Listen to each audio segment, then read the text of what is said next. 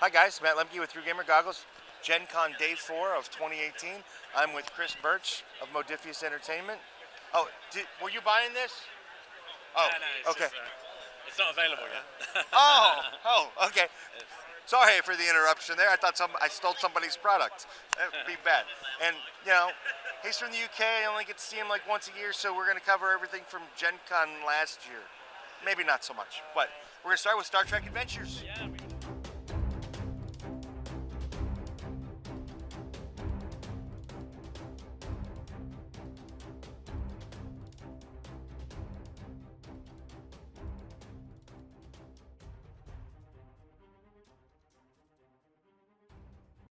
We're going to start with Star Trek Adventures. Yeah, we got a lot of new stuff out. So at the show, we've been launching the Beta Quadrant book, the Command Division book, which gives you new ships for Star Trek, new ways of playing as command characters, character creation options for command characters, GM guidance. We've also got Vampire is here as well, which is 5th edition, which is launched that we're working with White Wolf. We've got, since that's a thick book too. It is a big book, yeah. There was a big pile and it's like almost gone. We've got Conan and Infinity role-playing games, the new 2D20 role-playing games we've launched since Gen Con last year. They've both got 4 or 5 supplements out each. So now the 2D20 role-playing system that we launched with Mutant Chronicles we've now got 3 major RPG systems out for it. John Carter of Mars coming and another 3 or 4 next year, so it's been fantastic to see how that's grown. And we're also had a lot of new partners here. We sold out Tales from the Loop. We've got another great game called City of Mist, which is this really beautiful graphic novel style noir experience in a city where you're maybe day-to-day guy that suddenly realizes that maybe you haven't been an accountant forever. You were some godlike being in the past, but you've still got to do your job and look after the family and the kids. But you've got kind of some odd powers, and it's a kind of detective noir style experience. That's sold out. We have that here. Beautiful. Nice. They won Best Interior Art at the Ennies, and Star Trek actually won silver for Best Production Values, Best Rules, and we had also gold Ennie for the Star Trek Bridge Crew, Next Generation Bridge Crew. Oh, really? The next gen one? Yeah. Well, of course, look at Worf, guys. I mean, he's pretty bad to the bone. He is, yeah. So, and of course, Patrick Stewart was announcing he's doing something new yesterday, so that's really good. So. What's he doing new? He was at a panel and. We don't even know yet, so he just announced that he's doing something. So he wasn't here as Picard. Yeah, no, he wasn't here. That would have been great. Picard. Whoa, that's bad to the bone. Yeah, and then of course Fallout. This box is heavy. This is just one of the scenic packs. So this is the Red Rocket set, which you'll probably know if you've played Fallout. I know. You've died a lot of times around this place. Meat dog meat.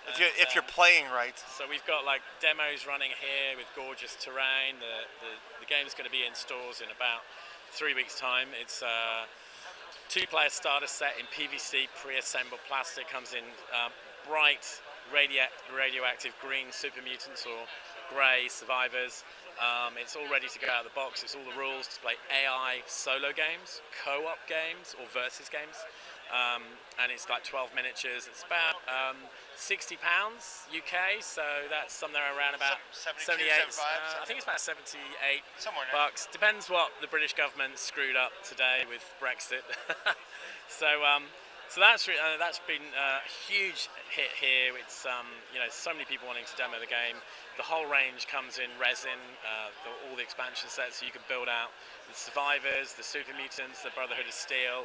We've got Raiders, Enclave, Institute coming later. Lots of characters that you know really well, the companions, robots, creatures, scenery, cool cars, smashed up nuclear cola machines to work. So it's been a really exciting range to work on, and this is about telling stories on the tabletop with your miniatures. This is not really about just me versus you fighting a battle. We're actually creating a storyline. After each battle, we get to build up our settlement, which is kind of like character creation. So the more stuff in my settlement, the more control over the cards I have in the game. So that's really fun. And we've got a lot of new stuff coming. later in the year. Lots of new stuff. We've got Alpha Quadrant for Star Trek. We've got the Operations Division book, which includes the Red Alert rules, which is the sort of simple, quick, fun squad battles. If you want to recreate the battle for the Enterprise in First Contact with Borg, which we have beautiful Borg set of miniatures here. So. Oh, they are good. Is that the Picard Borg? Yeah. Oh no, that's a generic one. But we've actually got a villain set coming with Locutus of Borg and the Borg Queen and all kinds of other people. Yeah. So. Yeah, it's a big release. We've got a villain set, and we've got the Landing Party coming, which is the original series, generic role-playing characters. So Star Trek's got piles of stuff still to come, and so it's a really exciting time. I mean, to have so much new books. Yeah, with all this stuff around here now, how much writing / rules editing work do you actually get to do, since it's like your company? I mean, you got to have so many fires going right now. Yeah, I mean, we've got some great teams, so we kind of compartmentalize everything. So the Conan team has got their own, project manager, assistant, editor, layout, writers, artists, art director. So they kind of get on with it, and obviously we're involved. But I mean, the team's 31 people now. That's a big RPG company. It is, yeah, and obviously miniatures has doubled the size because we've got four full-time sculptors. We've got 4 people full-time war games developers and testers. Terrain builders. Yes, yeah, exactly. And paint. We've got a full-time painter and everything. It's all amazing how you have to grow to be able to fill those gaps. And so there's a lot going on, but we've got a really fantastic team that are really passionate about their games. So with Fallout, is the way the miniature game's set up kind of a precursor to a new RPG? Since it's so narrative? It is basically. You could take the stat cards and play an RPG now. Every stat card has got basically the stats from Fallout, so you could sit there and easily homebrew an RPG. So we're basically focusing on telling narrative stories in a war game with war game miniatures. So it isn't an RPG. I mean, they're not. Bethesda love tabletop, but RPGs are very hard for them because if you can imagine, you've got to read 200 pages of lore, check that you got it right, and they're very, very focused on video game development. So who knows what the future holds, but we just want to, they love the miniatures we've done so far. We've done 250 sculpts so far, and we had like 3 comments, which was like, the guy's neck's a bit big, and that was it. So we've really hit it off with them in terms of really being authentic to the universe, and so who knows? We're just going to focus on making a really, really, really great game and keeping them happy. So we're excited to see. We've got like another year's worth of releases already lined up for all the factions and expansions, campaign box sets. We've got Liberty Prime coming that's like this big as a giant collector's model, and a campaign box around it as well. So. At least there's a campaign box around it. So I don't suppose there's any of the Borg cubes left. There are actually. The reason is they take so long to make. So we did like about 1,200 so far, and we've committed to 1,701. Funnily enough, the Enterprise's number. Cool. So and we kind of get like 50 to 100 every 3 or 4 months because they're handmade in the factories. I want to reserve the last one. Okay. So they're coming, but it's probably over the course of the next year. We gradually trickle them out. So. Okay. I thought they were limited until they ran out. I guess they are. They are limited. We're just making them slowly. So, okay. Yeah. So there's plenty of time if you're thinking you'd like to get one. So. I really do want the last one. Okay. I want 1701. Who cares about number 1? I want 1701.